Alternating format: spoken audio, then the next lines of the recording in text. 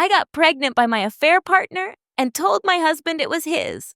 I knew the dates didn't match. I knew the math was wrong. But he was so excited when I told him that he never questioned it, never pulled out a calendar, never counted backwards. He just cried and hugged me and said, "We're going to be parents." And I let him believe it. Her name is Emma. She's 7 years old now. She has dark curly hair and hazel eyes and a gap between her front teeth. She loves gymnastics and hates broccoli, and she calls my husband Daddy and climbs into his lap when she's scared. And she's not his. The DNA test confirmed it 3 weeks ago. Emma needed blood work for a routine screening. Something about her iron levels. The pediatrician ran a full panel, including blood type. Emma came back AB negative, rare, less than 1% of the population. My husband is O positive. I'm A positive. Two O positive and A positive parents cannot produce an AB negative child. It's genetically impossible. The pediatrician called us in. She had this look on her face, professional but careful. She said, "I need to talk to you both about Emma's results." And then she explained the blood types, the impossibility, the science. My husband looked at me. I watched him do the math in real time, watched his face change, watched 7 years of fatherhood rearrange themselves into a lie.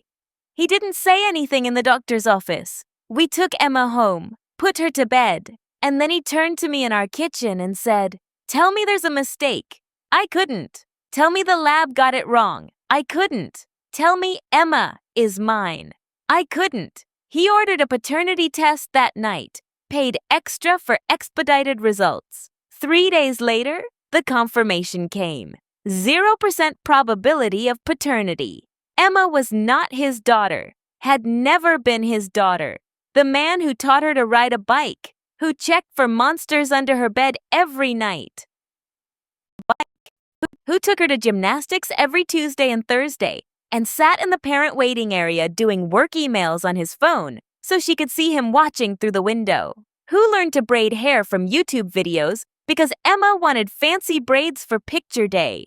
Who had her drawings taped to his office wall. Who called her Emmy Bug and Little Bean and my girl, not her father. I'm going to tell you how this happened. Not because I expect sympathy, not because I think you'll understand, but because someone should know the truth. The version where the mother is the villain. The version where a 7-year-old girl's life got destroyed because I was too much of a coward to tell the truth when it mattered. My husband's name is Andrew. Was Andrew. I don't know what tense to use anymore. We're separated. He moved out 2 weeks ago. He's living in a hotel near his office while his lawyer drafts the divorce papers. He hasn't seen Emma since the results came in. Not because he doesn't want to, because his lawyer said not to until custody is determined. Because legally, biologically, she's not his child, and he has no rights to her. That's the part that's destroying him. Not the affair, not the lie. The fact that the little girl he raised from birth, who he loves more than anything in his life, might be taken from him. And it's my fault. Andrew was a good man, an architect, made $112,000 a year. We lived in a 3-bedroom house in Chapel Hill, North Carolina. Good schools, safe neighborhood. The kind of place where kids ride bikes in cul-de-sacs and neighbors know each other's names. We met in college, UNC, both in the architecture program. Started dating junior year. He was quiet, thoughtful, the kind of guy who brought me coffee during late-night studio sessions, who listened when I talked about my projects, who helped me hang my final presentation without making it about him.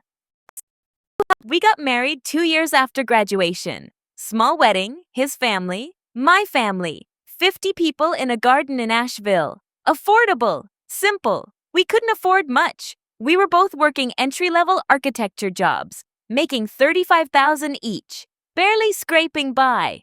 But we were happy. Or I thought we were happy. Looking back, I don't know if I was happy or if I was just comfortable. If there's a difference. We bought the house when I was 28, scraped together a down payment. Andrew had gotten promoted, senior architect. His salary jumped. Mine hadn't. I was still doing CAD drawings for another architect's projects. Still not getting my name on anything. Still feeling like I was invisible. We'd been trying for a baby for about a year. Not seriously. Not tracking ovulation or anything clinical. Just not preventing. Andrew wanted kids. I thought I wanted kids. Everyone wants kids, right? That's what you do. You get married, you buy a house, you have kids. Right? You check the boxes. I was 31 when I met Jordan. His name was Jordan, not the affair partner, not the other man. Jordan. He was 34, a contractor. He was doing a renovation on a building where my firm had designed an addition. I was on site one day checking measurements.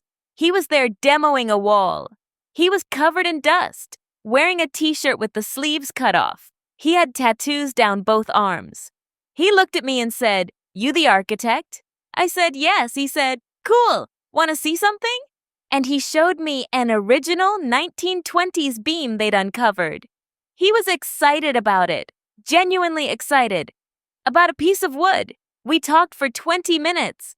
About the building, about preservation, about how modern construction had lost something. He was smart, not college smart, real-world smart.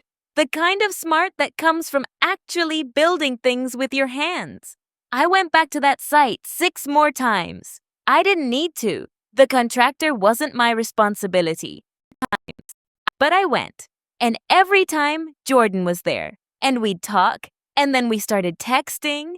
And then we started meeting for lunch. It wasn't like Tyler and Marcus. It wasn't a long build-up. It was fast. It was 3 weeks from first meeting to sleeping together. Andrew was working late. A big project. A corporate headquarters redesign. He was stressed, coming home at 10, 11 at night. Eating leftover dinner standing at the counter. Falling asleep on the couch. We hadn't had sex in maybe a month. Not because anything was wrong. Just because life. Just because tired. Jordan texted, "Want to grab a drink?"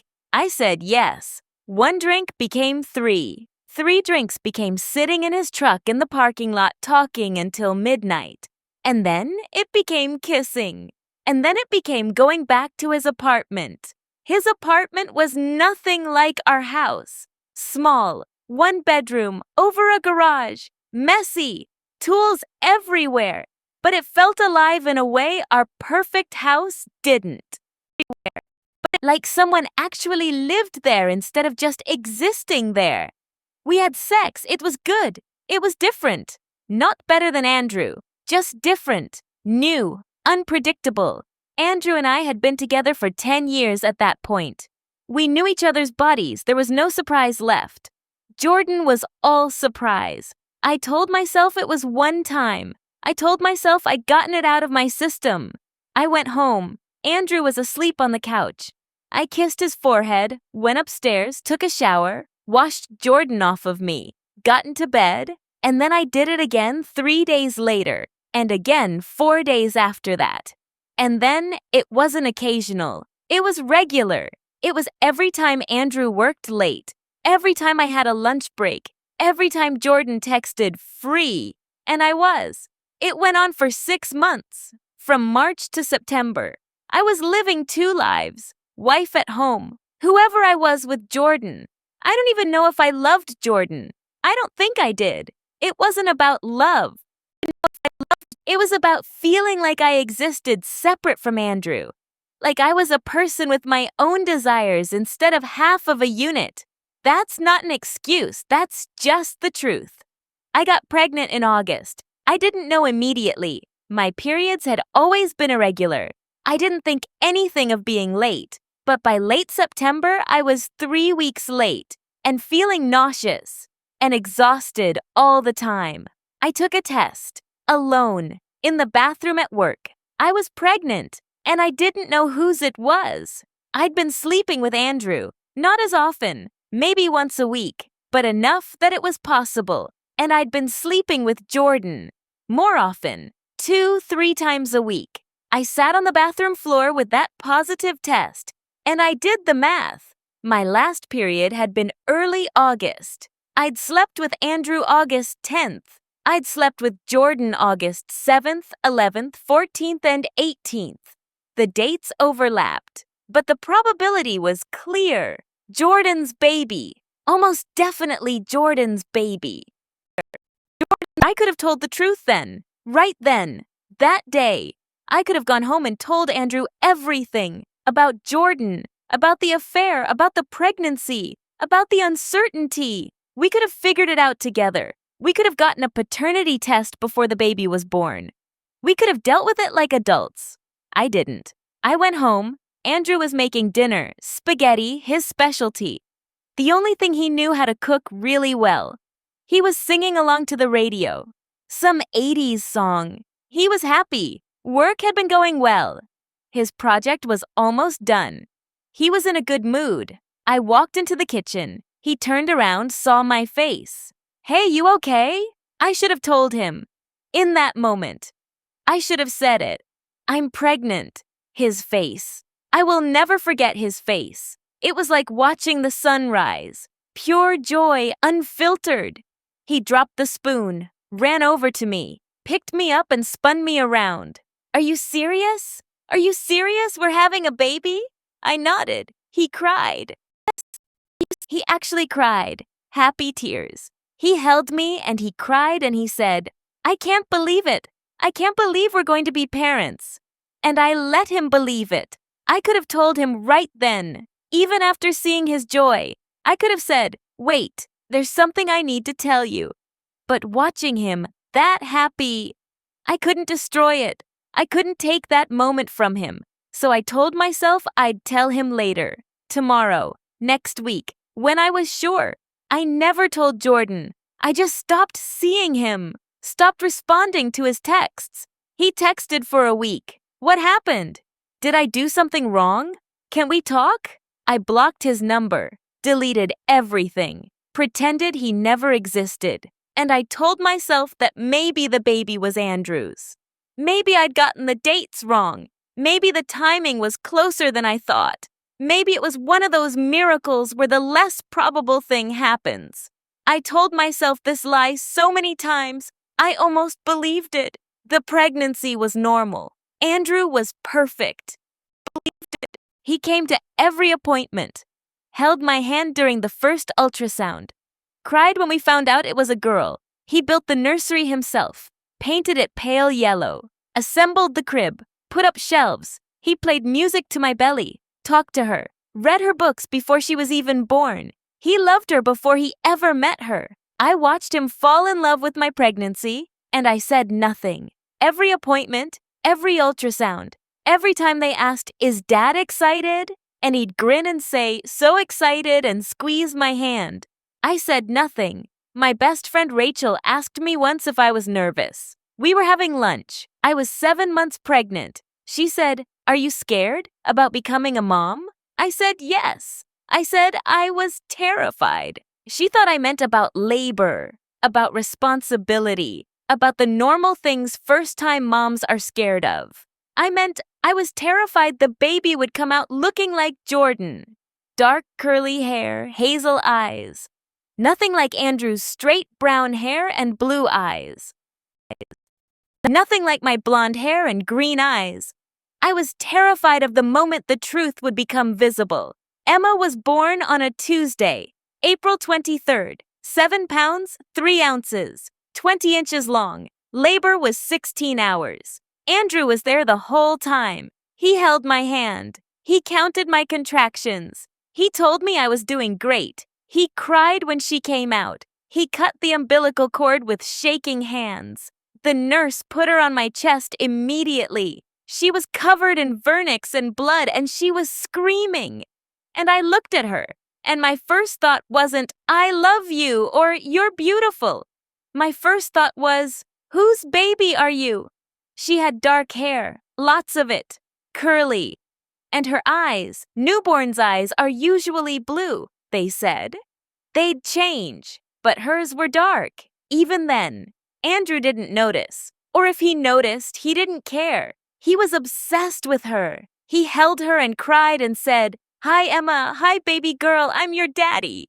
And she grabbed his finger. That reflex babies do. And he lost it. Completely lost it. Happy lost it. I watched him fall in love with her in real time, and I said nothing. The first few months were hard. Emma was colicky. She cried for hours. Andrew would walk her around the house at 3 in the morning, bouncing her, singing to her. He'd take her so I could sleep. He'd change every diaper without complaining. He was the kind of father you read about in parenting books, but never actually see. And every day she looked a little less like him, a little more like Jordan. The dark curls, the hazel eyes, the shape of her face. By 6 months, the difference was obvious.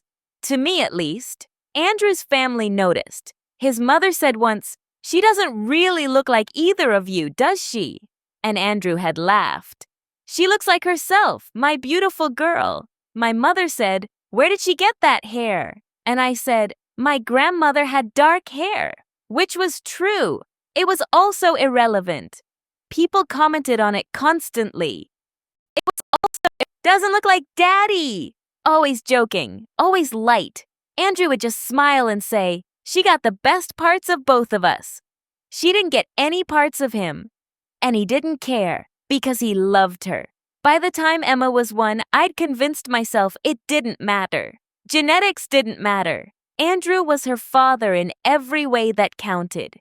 He'd been there from the beginning. He'd changed her diapers. He'd walked her when she cried.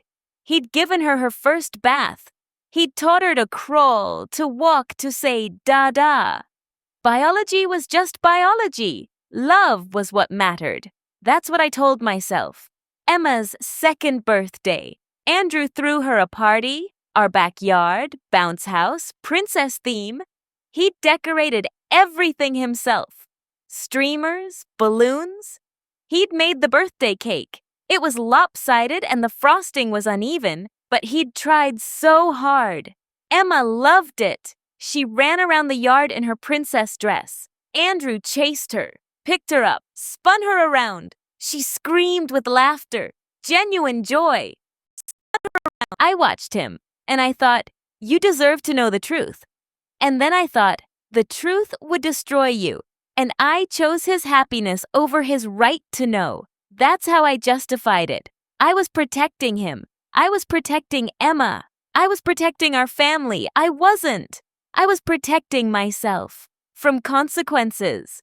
From the conversation. From watching his face break when I told him. Emma started preschool at 3. Andrew took her on the first day. He'd taken the morning off work, walked her to the classroom, knelt down to her level.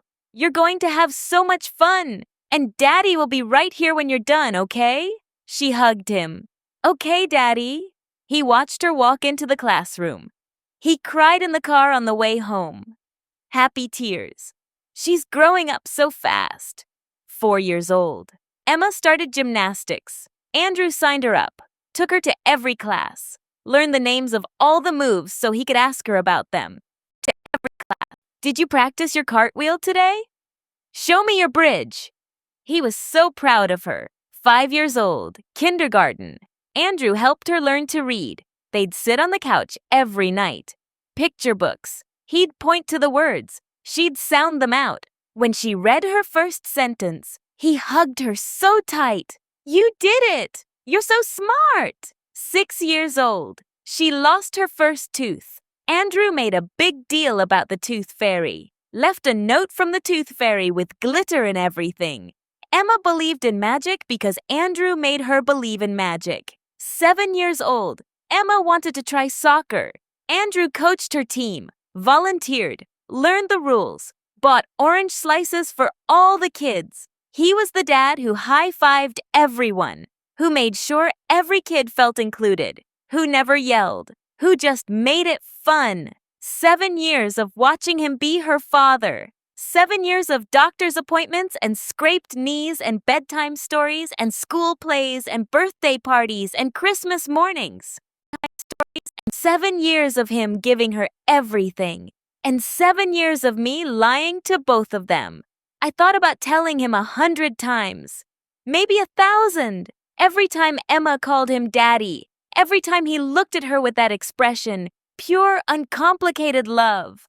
Every time someone commented on how she didn't look like him, and he'd just shrug and say, she's her own person, I'd think, he deserves to know. And then I'd think, what would it accomplish? She's 7. He's been her father for 7 years. The truth would only hurt everyone. And I'd say nothing. 3 weeks ago, Emma complained about feeling tired. Constantly tired. Andrew took her to the pediatrician. It was probably nothing. Kids get tired. But the doctor wanted to run some tests. Rule out anemia. Make sure everything was okay. They drew blood. Routine screening. Iron levels. Complete blood count. Blood typing. I wasn't worried. Why would I be worried? It was just blood work. The pediatrician called 2 days later. Asked us both to come in. Without Emma. That's when I knew. The second she said, without Emma, I knew. We sat in her office, professional, neutral.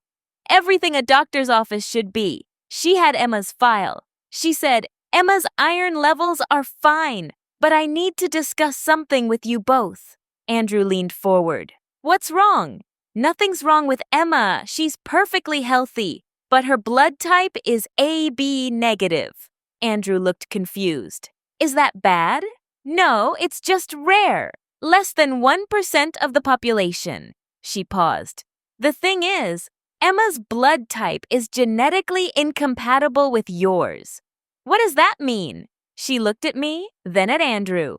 You're O positive, correct? Yes. And you're A positive? She looked at me. Yes. Then it's impossible for you to be Emma's biological parents. 2 O positive and A positive parents cannot produce an AB negative child. The room went silent. Andrew stared at her. There must be a mistake. There's no mistake. I ran the test twice. But I don't understand. How? He turned to look at me. And in that look was every question, every doubt he'd never allowed himself to have. Every time someone said Emma didn't look like him, and he'd brushed it off. Every time his mother had made a comment about genetics. Every single unasked question crystallizing in one moment. Rachel. He said my name, my actual name. Not babe or honey or any of the names he called me. Just my name, flat, empty. I couldn't speak. Rachel, what is this? Andrew, what is this? Tell me right now. Tell me there's an explanation. The doctor stood up quietly. I'll give you both a moment. She left the room. We sat there, in the empty office, with Emma's file on the desk between us. Proof in black and white. I need you to tell me something, Andrew said. His voice was shaking. I need you to tell me that Emma is mine. I couldn't. I need you to tell me that there's been a mistake, that the test is wrong. I need you to tell me that this is impossible. I couldn't. Say something, please. Just say something. I'm so sorry. That's all I could say. I'm so sorry. He stood up, walked out of the office. I followed him to the parking lot. He got in his car. I got in the passenger seat. He didn't start the engine. He just sat there, hands on the steering wheel, staring straight ahead. How long have you known? He asked. Since I was pregnant. You knew? Not a question, a statement. You knew when you told me you were pregnant that it might not be mine. I knew it probably wasn't yours. He made a sound, a horrible, broken sound, like something inside him had snapped. Who? His name was Jordan, a contractor. It doesn't matter. It doesn't matter? It doesn't matter. His voice cracked. I have been raising someone else's child for 7 years, and you're telling me it doesn't matter? You're her father. You are her father. You've been there since day one. Stop. He held up his hand. Just stop. He pulled out his phone, Googled something, found a paternity testing service, ordered a kit right there. Express shipping. We're doing this. We're making sure. Andrew, Don't say another word. We went home. Emma was at my mother's. Andrew went straight to his office, closed the door. I stood in the hallway. I could hear him on the phone. His voice muffled, then quiet, then something breaking. A picture frame, a coffee mug, something. The paternity test kit arrived 2 days later. Andrew swabbed his cheek, swabbed Emma's cheek, told her it was a science project. She thought it was fun. She had no idea her entire world was about to collapse. He sent it in, paid for the 3-day rush processing, and we waited. Those 3 days were the longest of my life. Andrew barely spoke to me. He slept in the guest room. He still took care of Emma, still tucked her in, still read her bedtime stories. But he was different, distant, still like he was saying goodbye to her piece by piece. Emma asked me, "Is Daddy okay?" "He's just stressed about work, honey. He seems sad. He'll be okay." The results came back. I was at work. Andrew called. "It's confirmed. I'm not her biological father." I closed my office door. "Andrew, I'm calling a lawyer. I'm filing for separation. I'll be out of the house by the end of the week." "What about Emma? What about Emma?" His voice was sharp, angry. "She's not my daughter. According to the state of North Carolina, I have no legal right to her. You've been her father for 7 years because you lied to me for 7 years. Do you understand that? You let me bond with her. You let me fall in love with her. You let me build my entire life around being her father. And the whole time, you knew she wasn't mine. She thinks you're her dad. She loves you. I love her too." His voice broke. "I love her more than anything in my life. But you took that choice away from me. You took away my right to know the truth, to decide if I wanted to raise someone else's child. You made that decision for me, and now I have to decide if I want to fight for custody of a child who isn't biologically mine, if I want to spend the next 10 years in court, if I want to pay child support for someone else's kid, if I want to co-parent with you after what you did. I didn't mean for this to happen." "Yes, you did. You knew. You knew from the beginning and you chose to lie. That's not an accident. That's not a mistake. That's a choice. And you made it every single day for 7 years." He hung up. He moved out 3 days later. Saturday morning, Emma was at gymnastics. I'd taken her. When we got home, half his things were gone. His clothes, his books, the pictures from his office. He'd left the pictures of Emma, all of them, on the walls, on the shelves, like he couldn't bear to take them, but also couldn't bear to look at them. Emma noticed immediately. "Where's Daddy's stuff?" "Daddy has to stay somewhere else for a little while, for work." "When is he coming back?" "I don't know, honey." She cried that night, wanted Andrew to tuck her in. I called him. He answered. "Can you talk to her? She's upset." He was quiet for a long time. Then, "Put her on." I gave Emma the phone. She climbed under her covers. "Daddy?" I left the room. I could hear her through the door. "When are you coming home?" Pause. "I miss you." Pause. "Okay, I love you too." She hung up. I came back in. "What did Daddy say?" "He said he loves me and he'll see me soon." That was 2 weeks ago. Andrew hasn't been back since. His lawyer sent papers, separation agreement. He's not fighting for custody because his lawyer told him he'd lose. That without biological connection and without prior legal adoption, North Carolina courts would likely not grant him parental rights. That he could try, he could fight, but it would be expensive and traumatic for Emma, and the odds were against him. So he's walking away. Not because he wants to, because he's been advised that it's the least harmful option for everyone. Emma asks about him every day. "When is Daddy coming home? Why doesn't Daddy live here anymore? Did Daddy leave because I did something bad?" And I have to lie to her. Again, still. "Daddy loves you very much. He just needs some space right now." How do I tell her the truth? How do I tell a 7-year-old that the man she calls Daddy isn't her real father? That I lied about it? That I destroyed their relationship? That it's my fault she might never see him again? I can't. So I don't. I just let her believe he's coming back. That everything will go back to normal. That families don't just fall apart for no reason. My mother knows now. I had to tell her. She's helping with Emma. She's furious with me.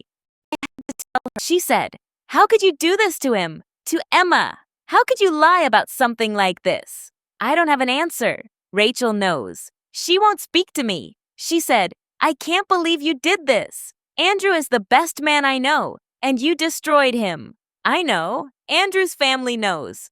His mother called me. She didn't yell. She just cried. She said, "I thought you were family. I thought Emma was my granddaughter. How do I explain to her that I'm not her grandmother anymore?" I don't know. Jordan doesn't know. I haven't told him. I don't even know if I can find him. It's been 7 years. He probably moved on, got married, had kids. A whole life that doesn't include me or the daughter he doesn't know exists. And maybe that's better. Maybe Emma is better off not knowing who her biological father is. Maybe she's better off thinking Andrew abandoned her than knowing the truth. I don't know. I don't know what's better. I don't know anything anymore. I destroyed 3 lives. Andrew's, Emma's, and mine. Andrew loved that little girl with his whole heart. He changed her diapers when she was a newborn, even though he was squeamish. He got up at 2 a.m. when she had nightmares. He learned to French braid from YouTube. He sat through hours of princess movies. He taught her to ride a bike. He was there for every fever, every scraped knee, every bad dream, every milestone. He was her father in every way except biology. And I took that from him. I took his right to know. I took his right to choose. I took 7 years of his life, and I built them on a lie.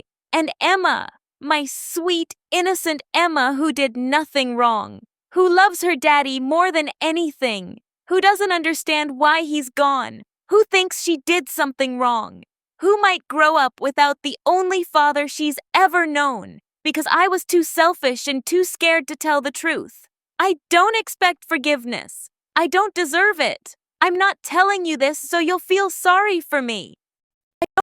I'm telling you this because someone should know what it costs. Not just cheating, but lying about a child, about paternity, about something so fundamental. I stole 7 years from Andrew. 7 years of loving a child who might be taken from him. 7 years of building a bond that I might have to sever. 7 years of being a father to a child I knew wasn't his. I watched him fall in love with her. Every single day, every milestone, every moment. I watched him give her everything he had.